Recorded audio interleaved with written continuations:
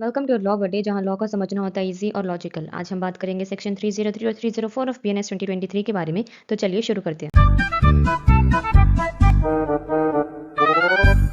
Starting with section 303 sub section 1, ये कहता है कि स्टेट गवर्नमेंट या फिर सेंट्रल गवर्नमेंट कभी भी जनरल या फिर स्पेशल ऑर्डर के थ्रू डिसाइड कर सकती है कि कोई पर्सन या पूरी क्लास ऑफ पर्संस को जेल से कोर्ट लाने का order which is under section 302 उनके ऊपर लागू ना हो। जब तक वो गवर्नमेंट का ऑर्डर इफेक्टिव है, कोर्ट का कोई भी सेक्शन 302 वाला ऑर्डर, चाहे वो पहले का हो या बाद का हो, उनके लिए काम नहीं करेगा। मूविंग टू सबसेक्शन 2, ये कहता है कि गवर्नमेंट जब ये डिसाइड करेगी तो उन्हें इन 3 फैक्टर्स का ध्यान रखना होगा। क्लॉज ए कहता है कि the nature of the offence for which or the grounds on which the person or a class of person has been ordered to be confined और डिटेन्ड इन प्रिजन, यानी कि प्रिजनर का offence कितना serious है या किस वजह से वो जेल में है, इसका असेसमेंट होगा। फॉर एग्जाम्पल, अगर किसी को सिडिशन या फिर टेररिज्म के केस में बंद किया गया है, ठीक है। देन है क्लॉज बी, ये कहता है कि the likelihood of the disturbance of public order if the person or class of person is allowed to be remove from the prison, यानी कि अगर कोई प्रिजनर को जेल से निकालना हो, अगर किसी प्रिजनर को जेल से निकाला तो क्या पब्लिक पीस डिस्टर्ब हो सकती है। फॉर एग्जाम्पल, एक नोटोरियस गैंग लीडर को कोर्ट लाने से लॉ एंड ऑर्डर का रिस्क हो, ठीक है। देन है हमारे पास क्लॉज सी, ये कहता है कि द पब्लिक इंटरेस्ट जनरली, यानी कि सामान्य पब्लिक इंटरेस्ट यानी जनरल इंटरेस्ट के में क्या सही है। For example, high profile prisoner को लाने से मीडिया चाउज हो सकता है जो पब्लिक इंटरेस्ट के अगेंस्ट हो, ठीक है।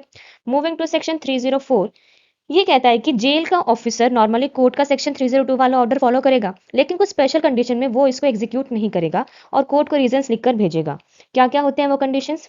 सबसे पहले हम बात करते हैं क्लॉज ए के बारे में। ये कहता है कि is by the reason of sickness or infirmity unfit to be remove from the prison, यानी कि प्रिजनर जो है वो बीमार या फिर वीक है कि ट्रैवल पॉसिबल नहीं है। फॉर एग्जाम्पल, हार्ट सर्जरी के बाद रिकवरी में प्रिजनर, ठीक है।